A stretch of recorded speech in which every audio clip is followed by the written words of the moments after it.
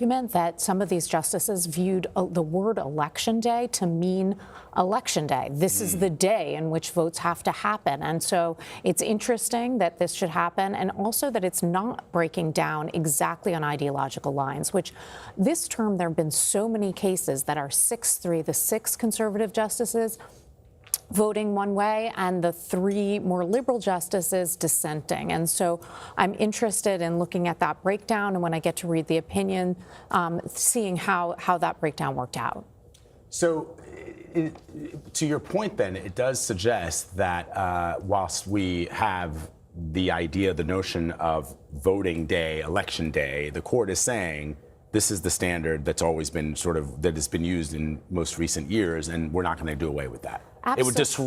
It would disrupt, the question before the American people now, and this is something the president has done, is to try and, what he says, fix how Americans vote. But what the court seems to be saying is this would disrupt voting in a way that we might not recover from. Absolutely. I haven't read the opinion. I'm sort of reading it in real time on my computer. But, I think one of the interesting things here is if Congress wants to do something like that, like radically change the way things operate, it has to do so clearly. And so by just saying election day, well, it could be interpreted in more than one way. And the question is, well, if something could be interpreted in more than one way, how are we going to look at this? And I think in the situation in which we normally think of states as having a significant amount of control over elections, if Congress wants to change that default and take over this thing that is normally left to the states, that it's going to have to do so more explicitly. We clearly say that that's its intent. Which are the cases you think most Americans are watching that they feel affect them directly?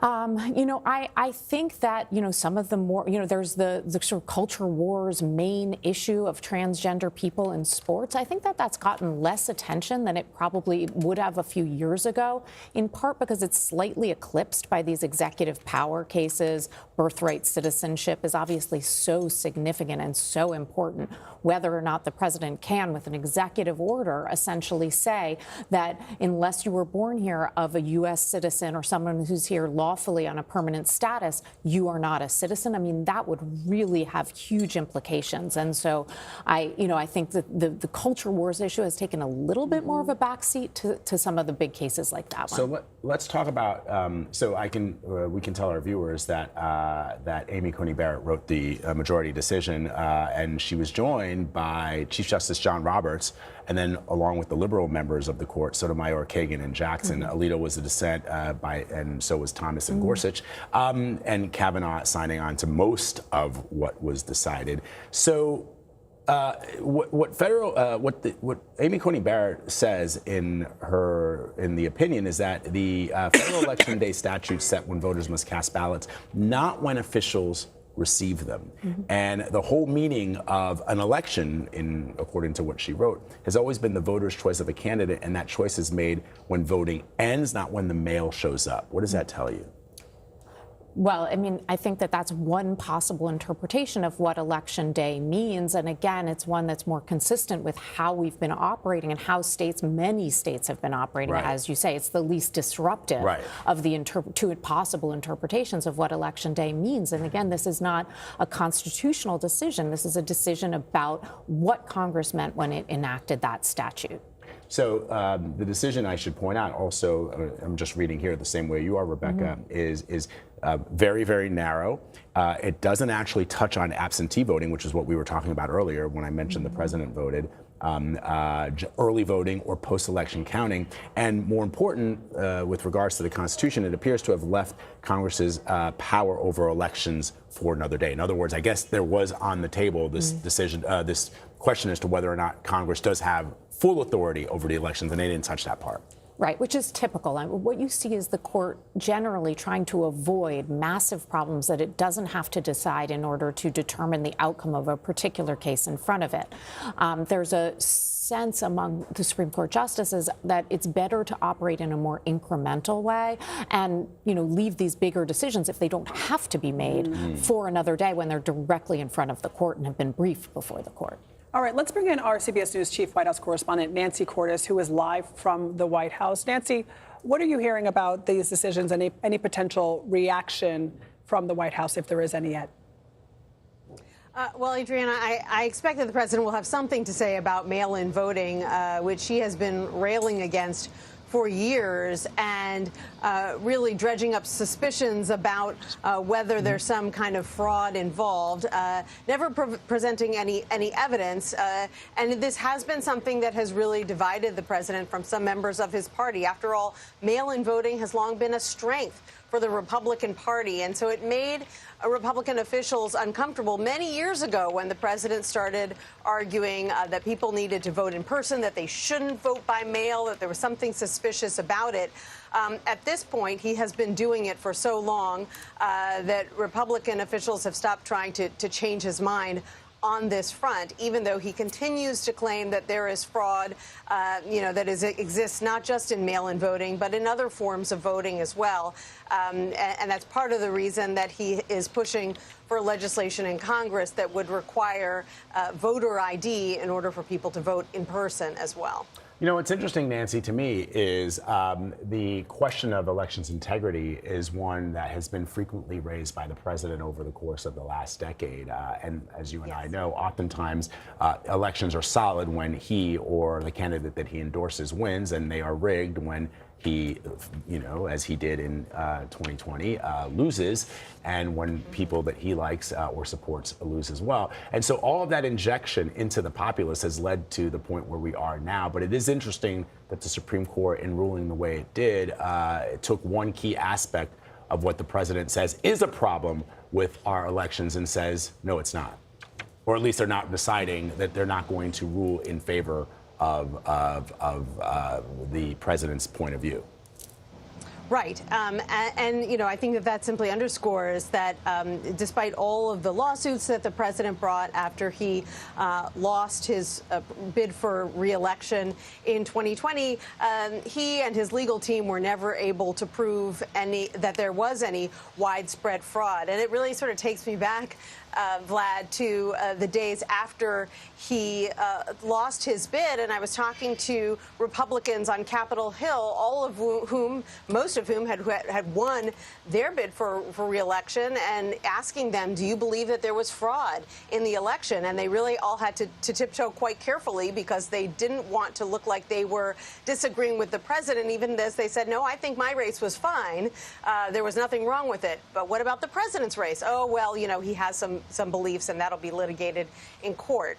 And so it has been a challenge for elected Republican officials who, after all, do control the House, do control the Senate, they do control the White House, and yet they have been supporting the president when he claims that there is widespread fraud and that it's hurting his party somehow. Yeah.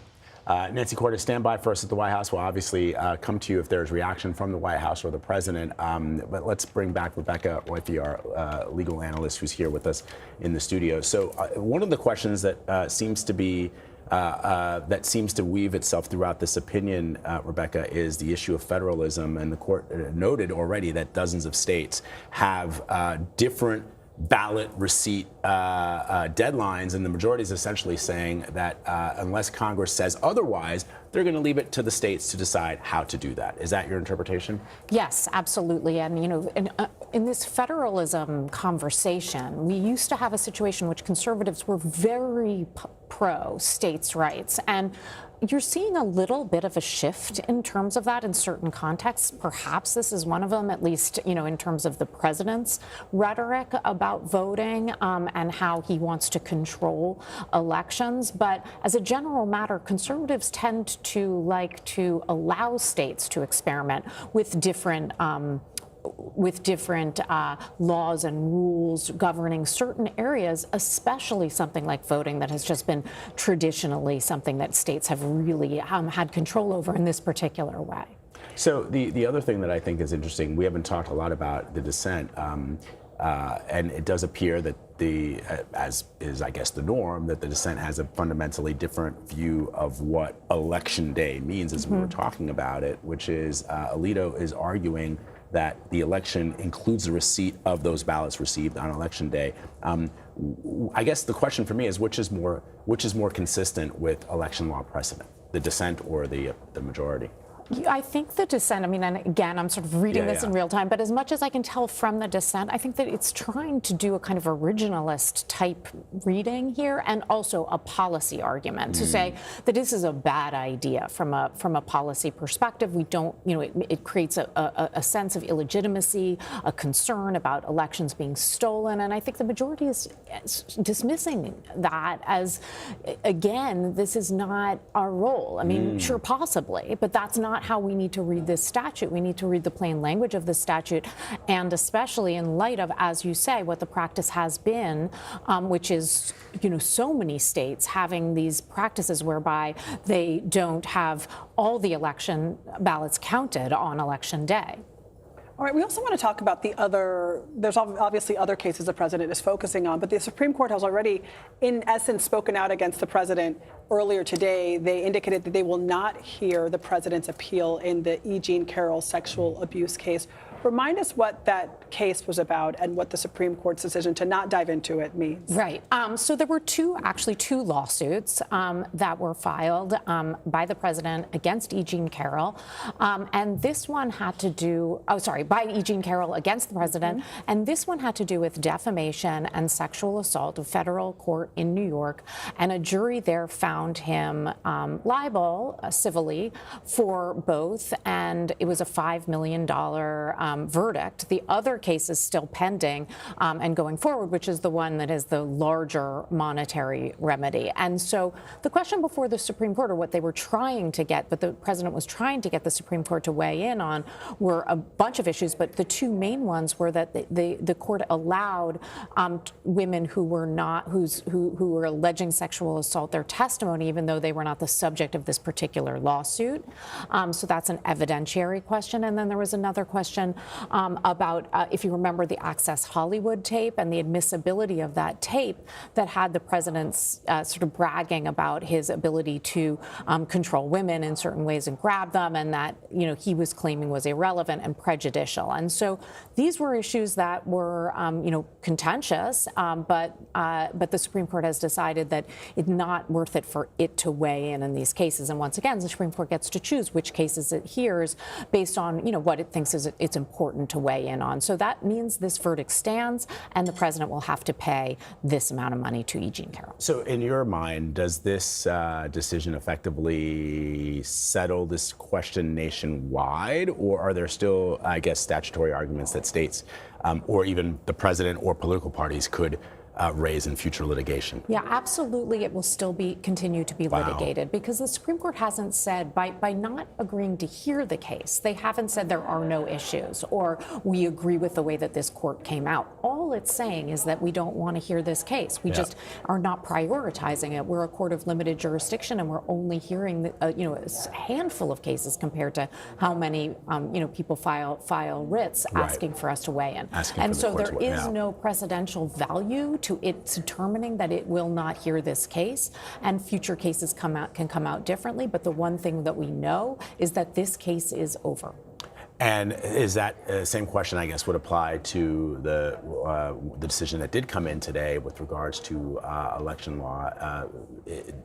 Could the president, he continues to say the elections are rigged. He continues to say he wants the Senate to pass this SAVE Act, which would require voter ID. I mean, it may seem to suggest that, okay, once and for all, the courts have decided on mail-in ballots, but could the president, is there another way? Is there a way to get around that and bring it back to the court? Well, yes, absolutely, because this was not a constitutional decision. This was a decision interpreting the Congress's language. So if Congress were to enact a different law, then it could, more explicitly say that this is what it wanted. All right. So go ahead. We're also getting breaking news about another important case that against the president, whether or not the president can fire commissioners, including the FTC commissioner and a member of the Federal Reserve Governor's Board. The Supreme Court, in these two cases, I'm told, have voted against the president 6-3. We were just talking about how important you said that these two cases were, because it focuses on presidential power and the reach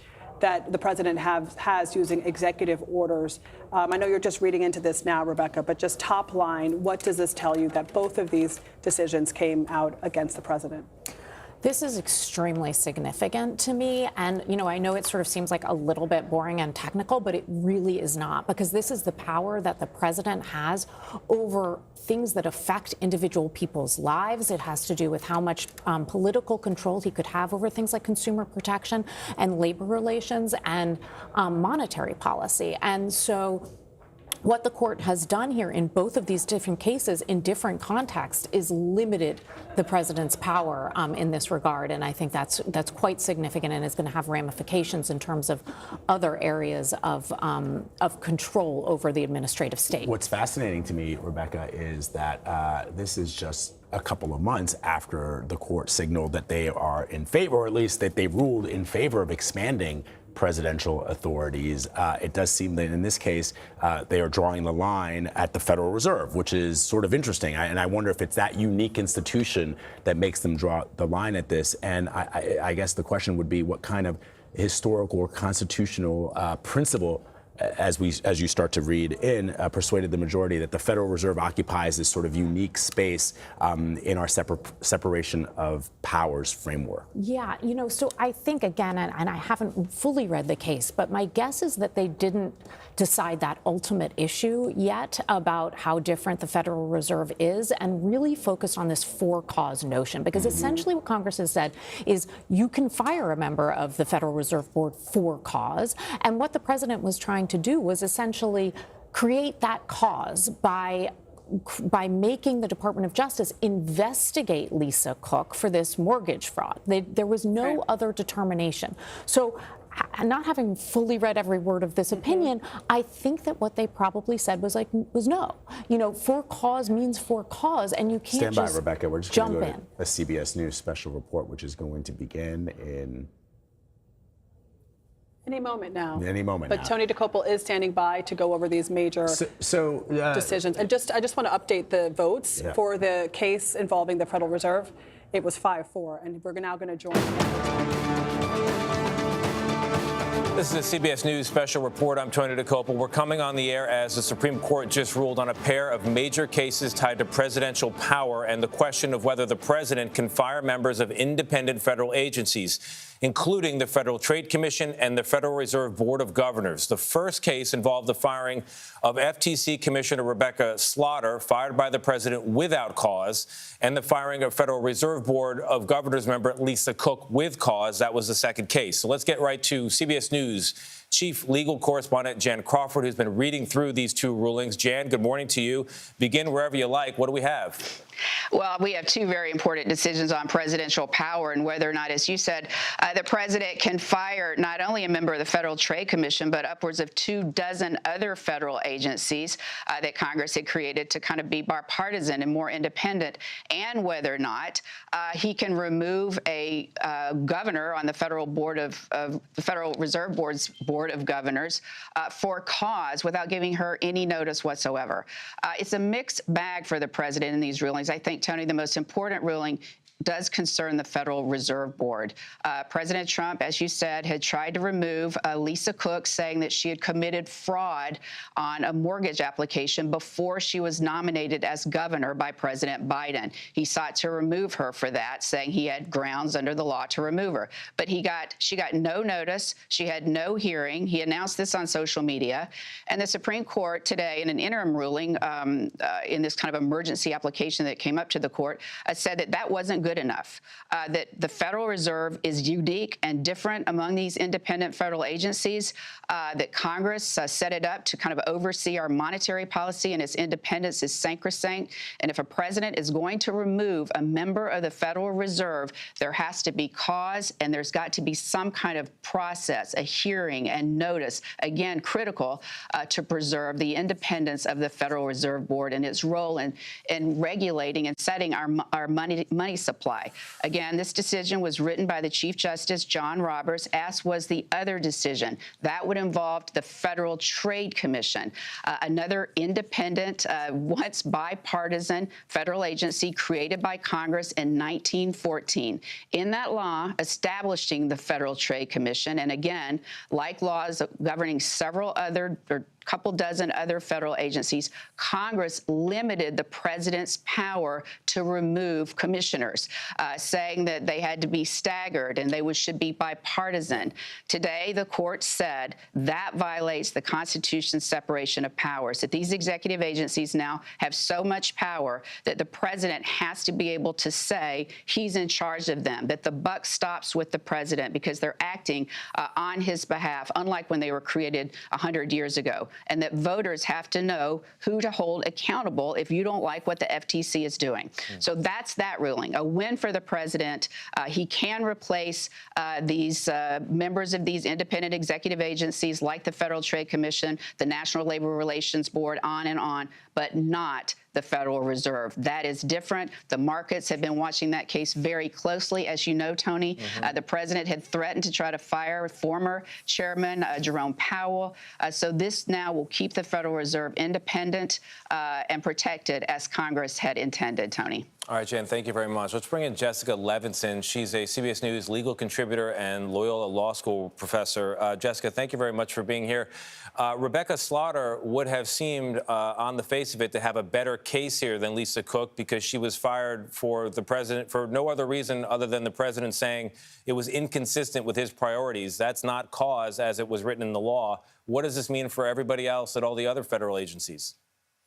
I think this is such an important question because, as Jan said, this is about a president's power. It's not about Rebecca Slaughter and what her case specifically was, or Lisa Cook and the case that she had in saying that the government should not have tried to remove her. I think we have to look at this through the different lens, which is this is all about what does a president, this is not just about President Trump, what does any president have the power to do?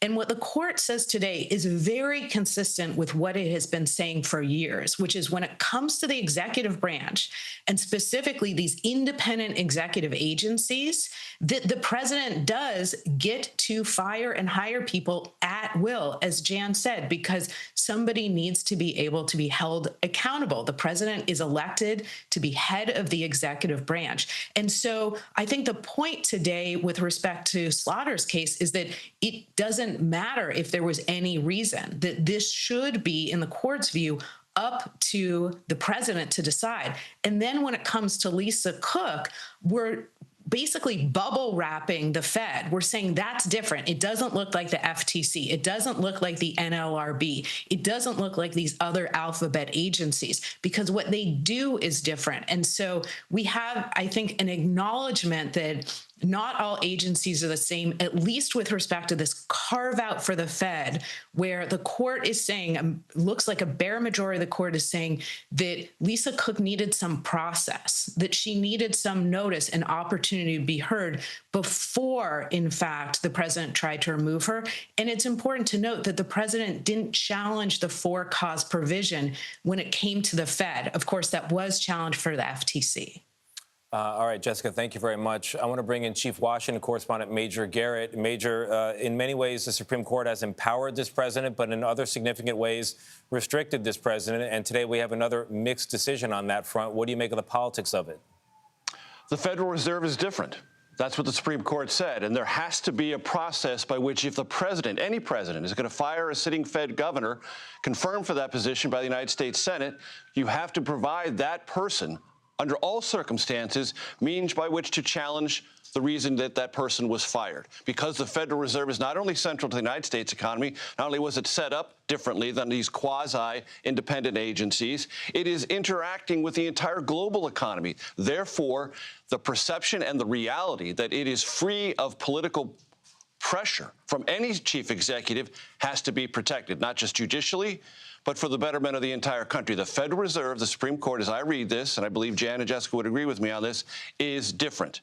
A quasi-independent agency isn't. It has connections to the executive branch, and the executive branch can reach in there and do things that, starting in 1935, the court said, no, we're going to give these quasi-independent agencies a little bit of buffering.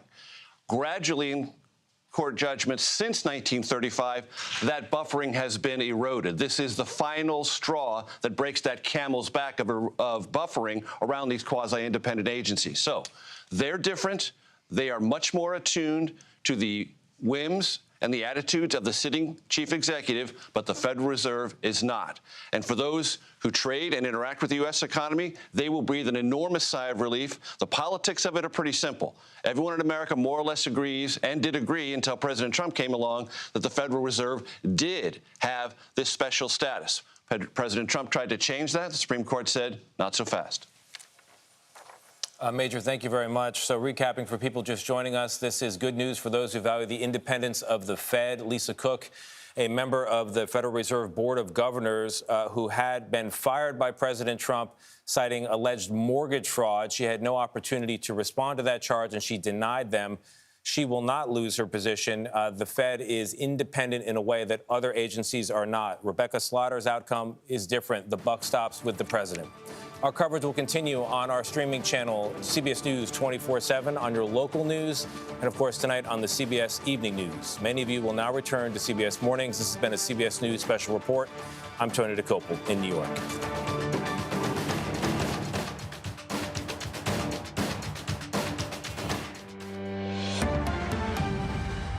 You were just watching a special report. The Supreme Court has just issued new opinions on at least 3 major cases. Those cases include the president's ability to remove an FTC commissioner or a Federal Reserve governor, and counting mail-in ballots cast after Election Day. Let's bring back in CBS News legal contributor Rebecca Roiphe.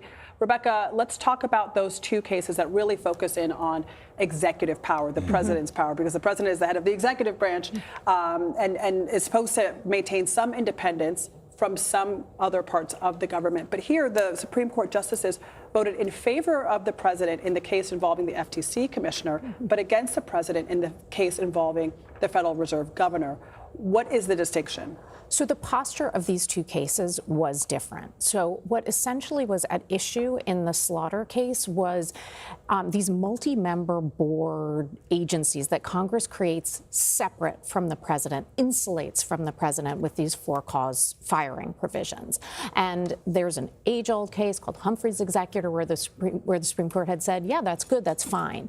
And what the court did today was to overrule that case and say, no, it's not okay. You cannot create this little fiefdom within the executive branch where the president doesn't have this kind of ability to say, no, I just don't like you, and therefore I'm going to fire you, because that's taking away his central control over the executive branch. And so they can't do that anymore. Rebecca Slaughter can be fired, as can many other members of these sorts of boards, like there's, having to do with consumer protection, having to do with labor issues. All of these boards that Congress has created as independent boards are no longer independent boards in that respect. But what about the Federal Reserve then? Why then was the Supreme Court's ruling against the president's ability to fire Lisa Cook, the Federal Reserve governor? Okay, so it's a little bit complicated because what the president tried to do was not to challenge the for-cause provision, because the board governors cannot be fired at will. They can only be fired for cause. And instead of saying, I don't think I should be able to fire everybody, whoever I want to, he said, I get to have full control over what counts as for cause. So that means that I can say, as in this case, hey, I direct my Department of Justice to start an investigation into mortgage fraud. Hey, by the way, she's a suspected criminal. That's for cause. I fire her.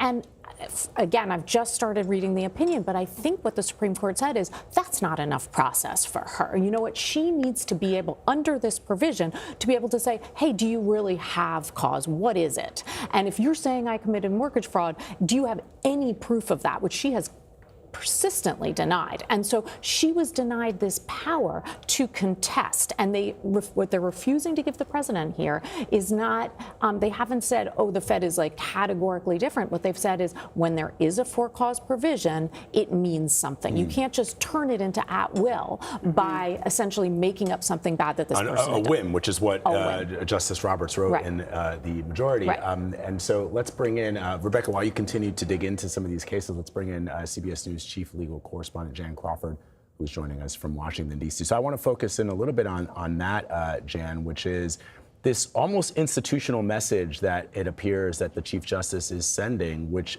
he talks about. Well, we know that this is the first time a president has tried to remove a Fed governor in its 111-year history. And Justice Roberts sort of emphasized the central bank's independence, which has been a feature of American financial governance dating back to the banks that were the first and second banks that were created in this country. How unusual is it for the Supreme Court to rely so heavily on, I guess, historical practice and preserving an institution like the Federal Reserve, which it seems to be indicating is very unique amongst all the others?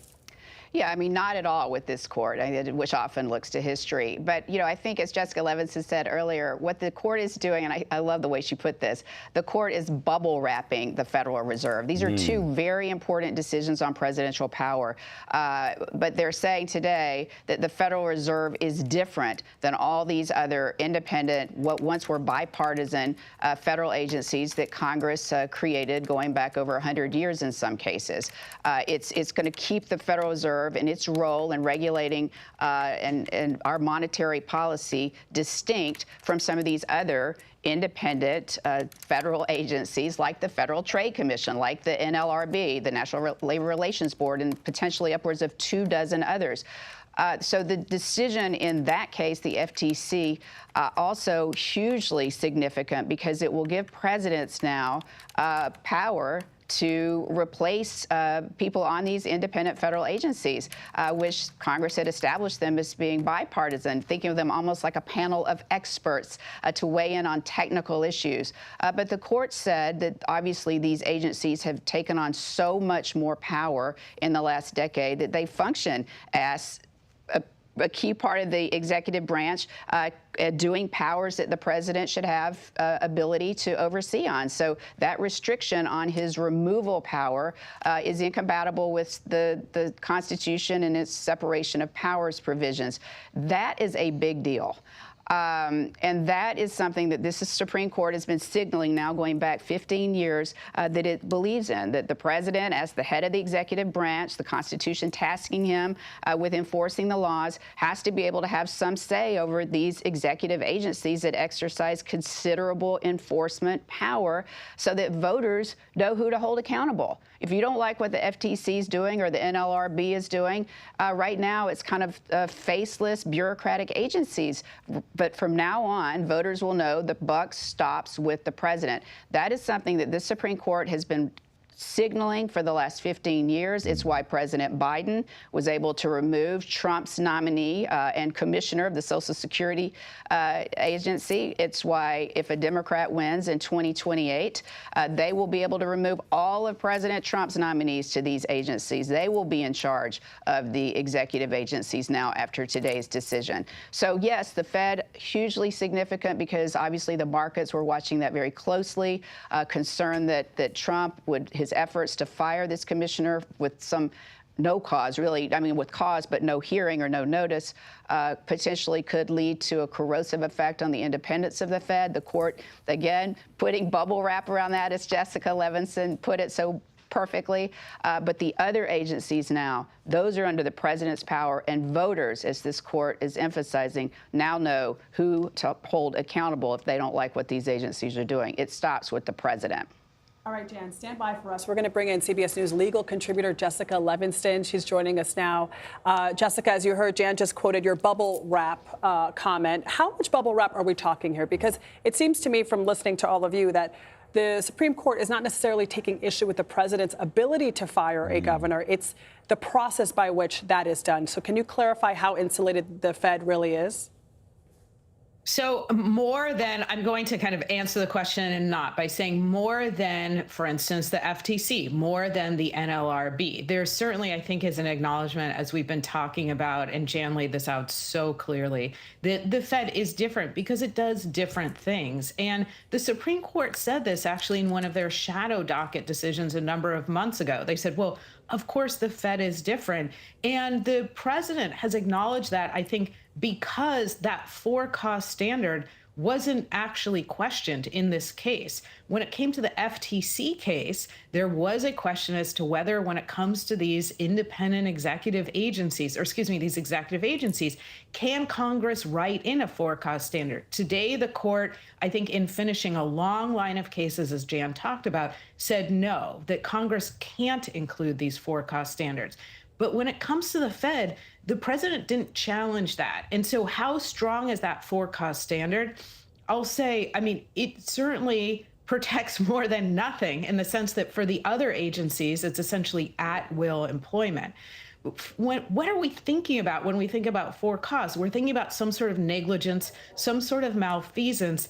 I mean, if I were to talk to my students about this the first day of class, it would be, you did something wrong that undermines your ability to do your job. I still think when it comes to the Cook case, that case dealing with the Fed, there are some questions about, the strength of the evidence that you need, whether or not behavior that you engage in before you take office might be enough. But there, at this point, what the court is saying by a 5-4 decision is they don't think the government is likely to succeed on the merits. I don't view this as a final statement on this is what the for-cause standard always means when it comes to the Fed.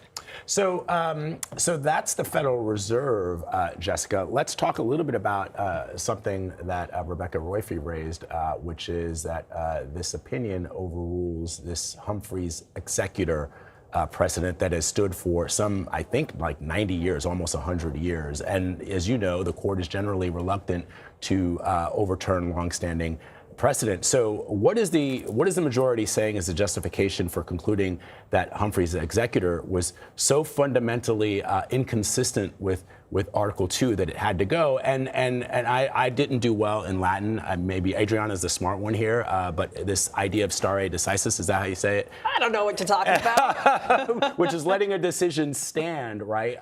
What about today's decision in the court's approach to that concept is different in constitutional cases?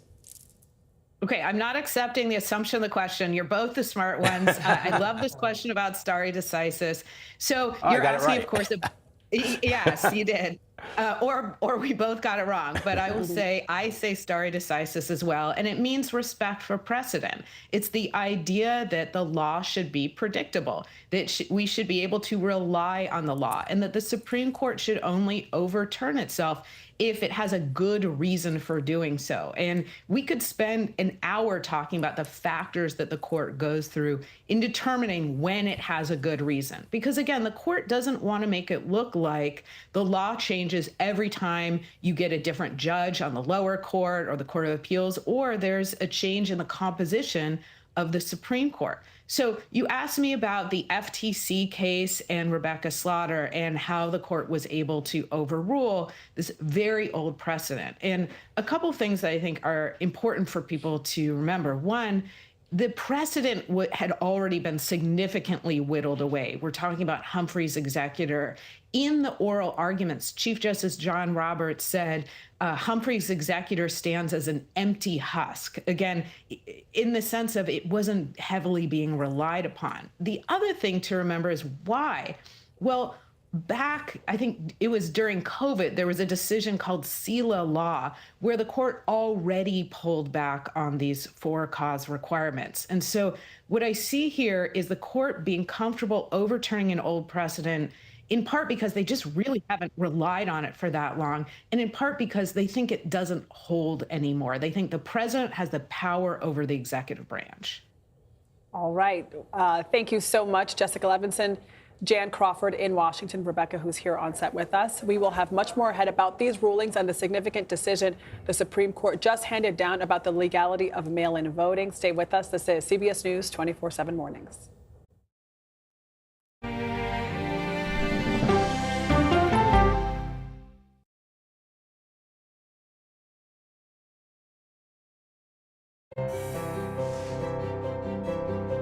The only way to get a 360-degree understanding of America is to get out there in America.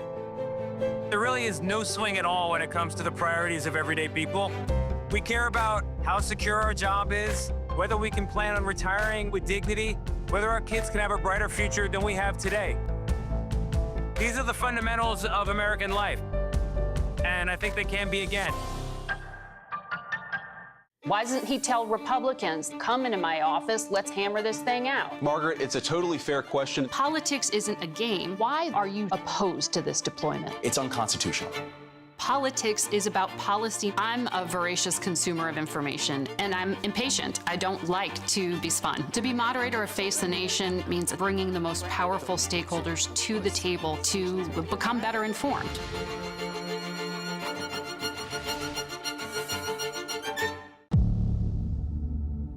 We don't want to accept that there's evil that walks amongst us, but it does.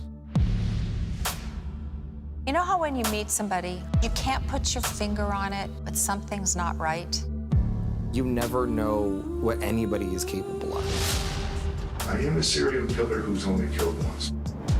Did you think when this goes public, this town's gonna be shocked? Absolutely.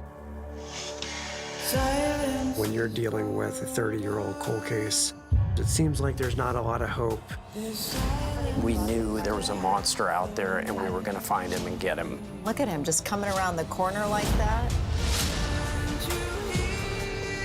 We started tracking the area. When did this accident scene become a crime scene? Police! You called him a lying liar who lies about lying. Do you know why we're stopping you today? What makes you so sure that you stabbed your sister while you were sleepwalking?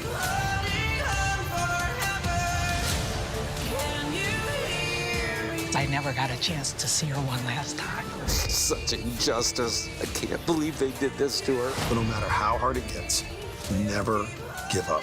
I'm Natalie Morales with 48 Hours. Did you have anything to do with Joanna Hunter's death?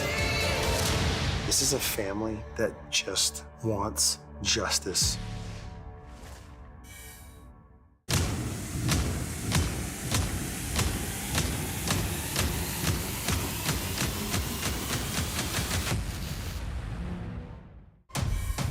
I'm Tony DeCopel from a region at war tonight. To tell the story, Hello up there. You have to be there, seeing it firsthand. I'm Tony. I work for CBS. Can you clarify what this war is about? How do you avoid this becoming a death trap? This war only seems to be accelerating. The CBS Evening News with Tony DeCopel. And we are back with more on the Supreme Court rulings today. We were just talking about the presidential powers case, but there was also a significant decision about mail-in voting. So let's bring in CBS News Chief Washington correspondent Major Garrett. And let's remind viewers that the decision was really against what the president has been talking about and what the president has been trying to limit in terms of mail-in voting. Major, bring us up to speed. So the Constitution, Article 1, Section 4, establishes for states that they can determine the time, manner, and place of elections. That's in the Constitution, clearly written and delineated. And so in the state of Mississippi, the legislature decided to allow mail-in ballots, if postmarked or received within 5 days of Election Day, to be permissibly counted, if everything else about that voter registration and verification matches up. Meaning you're not going to hold voters responsible, not discount their vote just because through some vagary of the U.S. Postal Service, their ballot happened to arrive 5 days later. The Republican National Committee and other litigants challenged that. The Supreme Court said, no, that law does not violate the federal statute, which indicates that on Election Day, ballots should be received and counted. This is a state adaptation. 14 states in total have made that, so Mississippi and 13 others, where there is some grace period for mail-in ballots to arrive after Election Day and be counted. Essentially, the takeaway from this decision is the status quo holds. There will be no alteration to mail-in balloting procedures, timelines, and methods for the midterm election or any subsequent election unless Congress intervenes and changes existing law at the federal level to apply to all states. That is something President Trump is clearly pushing for, but there is resistance in the House and the Senate of varying degrees to that, and the legislative prospects for that Trump agenda item are pretty bleak. But the Supreme Court basically kept what exists in Mississippi and 13 other states on the books, and no alterations will be visited upon voters or, importantly, election officials between now and the midterms. So, Major, you know this. The president has repeatedly argued, without any evidence, that mail-in voting and post-election day ballots counting undermine confidence in elections. I just saw him do an interview a couple of weeks ago in the wake of the elections in Los Angeles, where he argued and he ranted on about, Spencer Pratt and how the elections were rigged against him. And it doesn't appear, obviously, the court is not deciding today on the underlying principle of that. But I wonder if for those people who support the president and who think about what the president says and take it to the bank, if today's ruling leaves room for Congress to change the laws, will this effectively settle the debate, at least as it regards mail-in voting around President Trump and some of his supporters? Well, let's just remember, in 2024 and in 2016, President Trump won in jurisdictions that have mail-in balloting. The president himself votes by mail. Mm-hmm. Those are not, by definition, examples of anti-Republican voter fraud. The president won in jurisdictions that use mail-in balloting, that have grace periods after Election Day, and he did not challenge those results. Spencer Pratt, to your point about the Los Angeles mayor's race, is also not challenging the results in the LA mayor's race. He was in second place for a fairly good number of days after Election Day, but as ballots were counted, as is permissible under California law, that were legally cast before Election Day but arrived later, he lost ground and finished third, not qualifying in the 1 and 2 runoff system that California has. President Trump has questioned those results. Spencer Pratt, the candidate on the ballot, has not, and he's not going to litigate them. He understands how the system works. California has devised its system. Mississippi has devised it. 12 other jurisdictions, states, have grace periods for these mail-in balloting. Now, the president wants to severely limit that through the so-called Save America Act. He also wants to do other things about registration and citizenship. But again, that has a majority in the House. It does not have a majority of Senate Republicans, I don't think. We haven't tested that proposition, but it certainly doesn't have the 60 votes to overcome a Democratic filibuster in the Senate. So the president, though he is intent upon seeing that legislation passed, has no visible path to achieve that. That he continues to talk about it, yes, that's true. That is a rhetorical flourish of this particular presidency. He doesn't make it true. And I just remind people, President Trump has been elected and accepted results in presidential elections in which he voted by mail and millions of other Americans in those states voted by mail. And he never called those results fraudulent, only ones he disagrees with.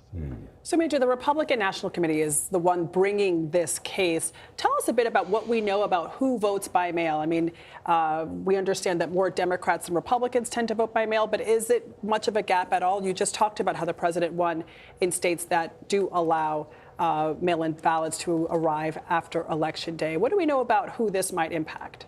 It is evolving, as so much in America does. I will tell you this. In the early days, in the early advent of mail-in voting, it was a Republican initiative. Why?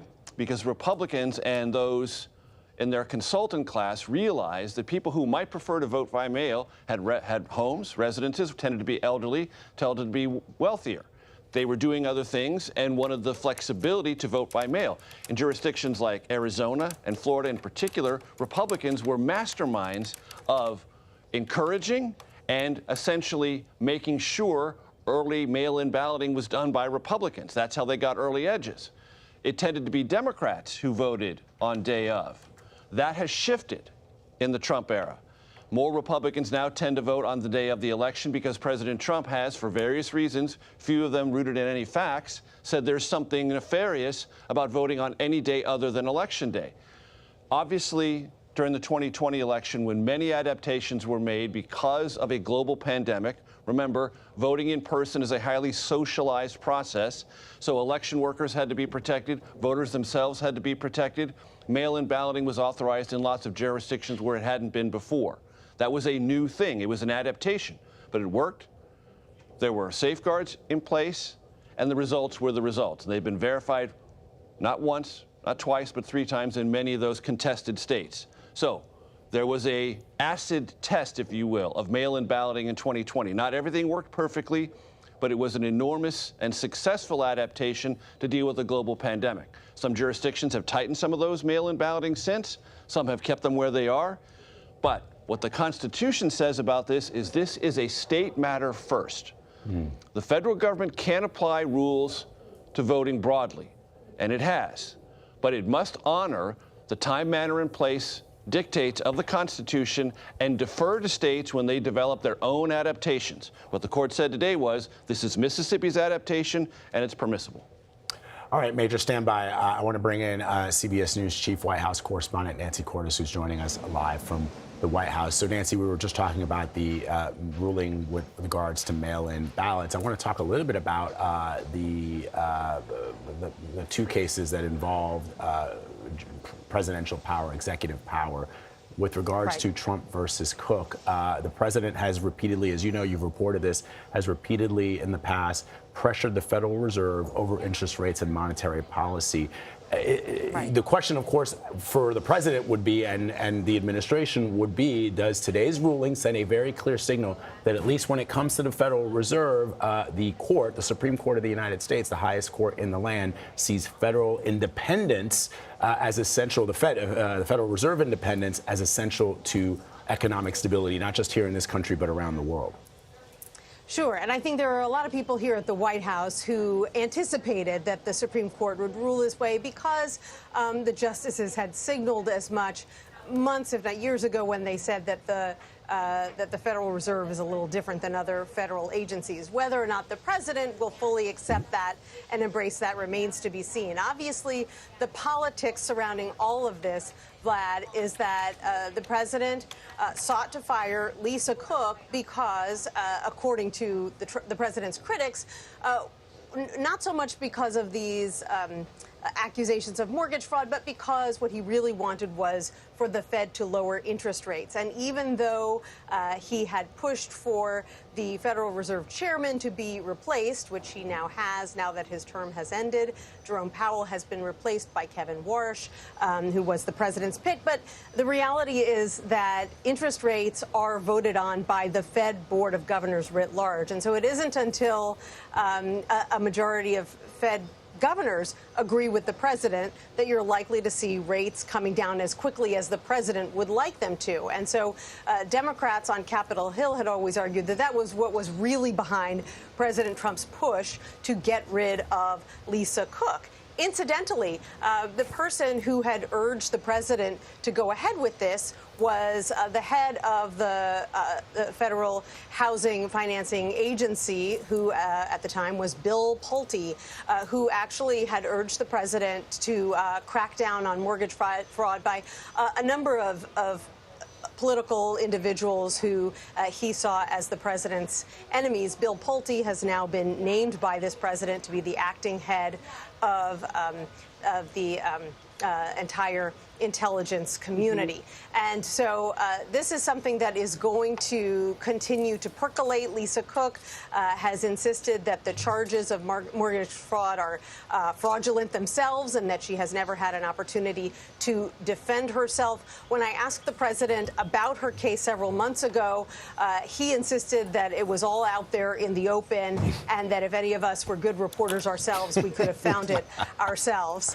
And so we're just waiting to hear whether the president has any reaction to the Supreme Court decision today. So far, he has not. I'm only laughing. I'm sorry, Adria. I'm only laughing because when you read the opinion by Justice Roberts, it claims the opposite, that this is just a whim of the president's and is not based in any kind of proof or, We are seeing reaction now from the president. Nancy, I just want to let you know the president has posted on Truth Social calling the Slaughter case a, quote, big win. He said it confirms presidential power in our country to remove executive branch officers and agency appointees or representatives under Article 2. A little later, he says it is such an honor to be the sitting president who won this historic and unprecedented ruling, one of the most important ever given with respect to presidential powers. And of course, thank you for your attention to this matter. So, Nancy, he's calling this a big win.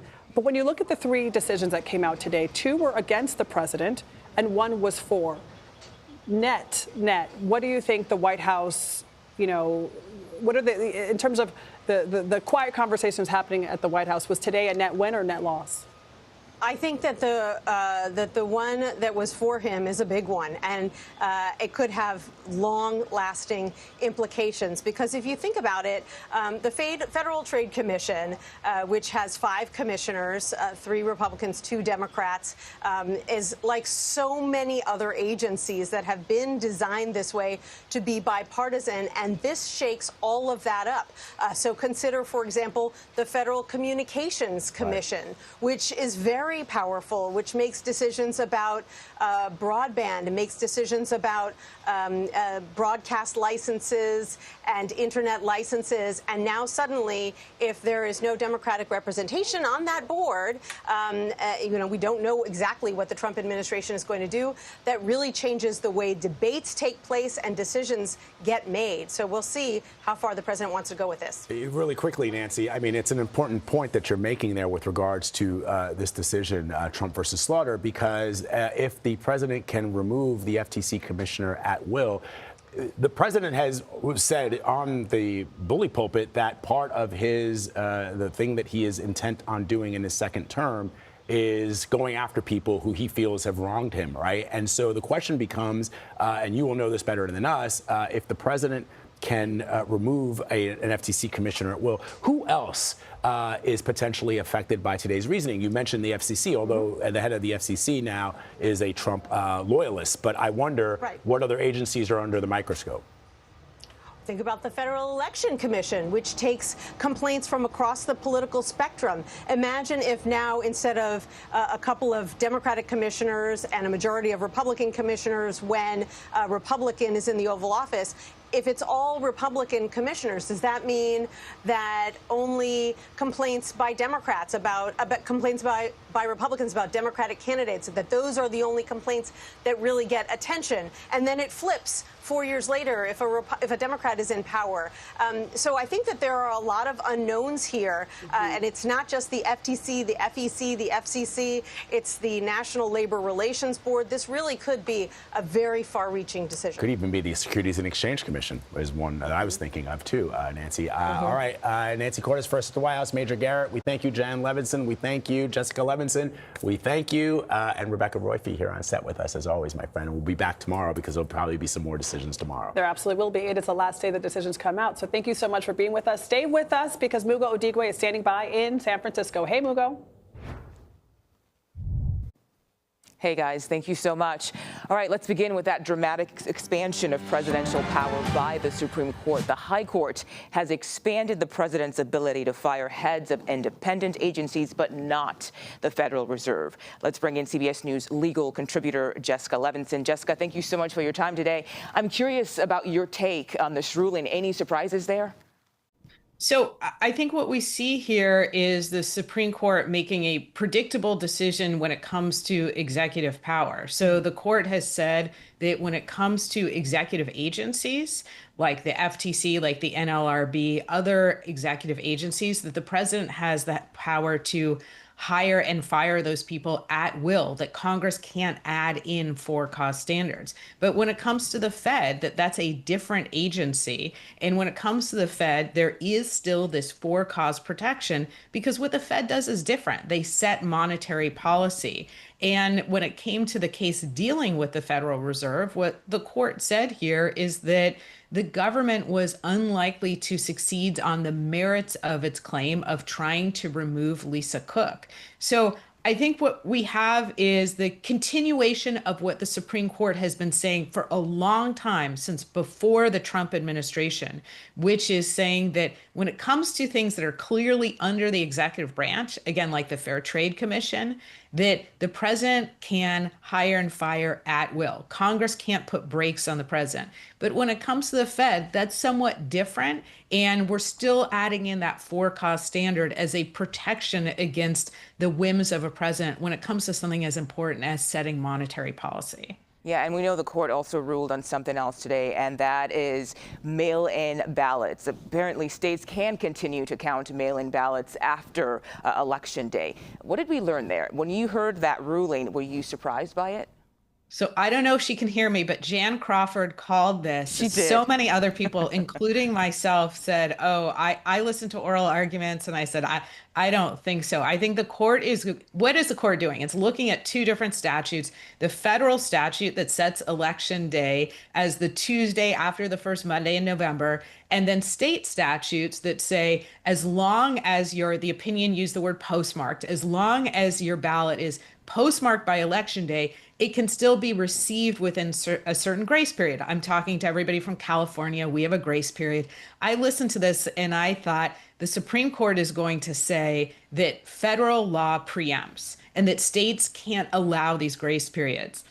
Jan was right. I was wrong. The court said those two things can live together, that these grace periods are permissible under the federal law. What does this mean? It maintains the status quo. And we should remember, this is a decision, as I said, based on statutes, not based on the Constitution. And so if Congress doesn't want states to be able to do this, then Congress can pass under the Constitution a different statute that would prevent states from being able to do this. Okay, Jessica Levinson, thank you so much. And now let's get to CBS News chief legal correspondent Jan Crawford in Washington for us. Jan, you did say this was going to be split, these two different rulings here. So your take on the presidential power rulings? Well, I mean, Jessica, as she always does, explained it so beautifully, and I'm sitting here just nodding my head, agreeing with her analysis. I mean, obviously, a significant day for that issue of presidential power. And this is a Supreme Court that going back, 15 years or so has been moving in this direction. And it's all about accountability in some ways. That's how they see it, that, the conservative movement has long made the argument that these agencies have gotten so powerful and they're held unaccountable. They're kind of the faceless bureaucrats, as people have put it, critics have put it. So today, the Supreme Court is really kind of definitively saying that these agencies, like the Federal Trade Commission, like the NLRB, National Labor Relations Board, potentially like the FTC, about 24, the president has the power to put his people on those agencies.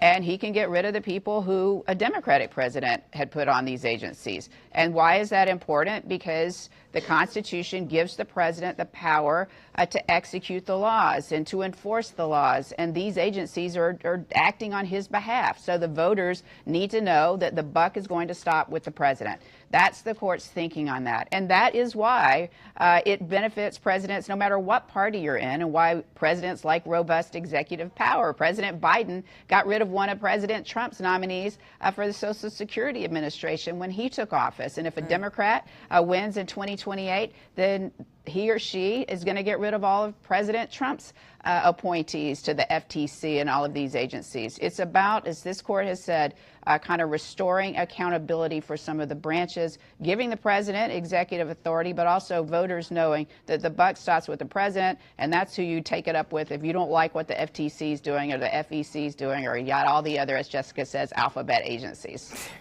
And Jan, we should also talk about the fact that the court also rejected a push by President Trump to toss the verdict in the E. Jean Carroll sex abuse case. Can you tell us more about that? Right, and that's something that, again, I mean, President Trump has had a mixed bag with the Supreme Court. As you know, you and I have discussed many times where he is, not happy with the court one day and then happy with the court another day. So he, got some news he didn't particularly like this morning that he's been pushing back on quite a bit. But then he got the case today on the Federal Trade Commission that will give him power over these agencies. And I think you're going to see that continue tomorrow, Mugo, which is going to be the last day of the term. And the Supreme Court is going to be announcing major cases involving transgender rights and whether or not states can ban transgender athletes from participating in girls' sports. 29 states now ban transgender athletes from participating in girls' sports. Big case tomorrow, but then also maybe the biggest of them all, birthright citizenship. You and I have been talking about that one, whether or not Trump can redefine what it means to be a citizen with the stroke of a pen. I think he's going to lose that case. The court is going to say no, the president's power does not go that far. So the court's going to continue, I think, with this theme of presidential power, but Trump is going to end the day tomorrow not as happy as he is right now with this FTC ruling. We'll see you tomorrow, Jan Crawford. Thank you so much for your time. And now to another test of the ceasefire with Iran and the chances for a lasting peace. Both sides traded strikes just over the weekend. Iran launched drone and missile attacks targeting U.S. military sites in Bahrain. A U.S. official says American assets in the region were not damaged, but a drone struck an apartment block in Bahrain. Luckily, no injuries were reported. Now, this attack came a day after the U.S. carried out strikes on Iranian missile and drone sites. The strikes were in response to Iran's attack on a ship in the Strait of Hormuz just last week. U.S. Central Command says U.S. Navy and Air Force fighter jets struck 10 Iranian military targets near the strait. So where are talks with Iran nearly 2 weeks after signing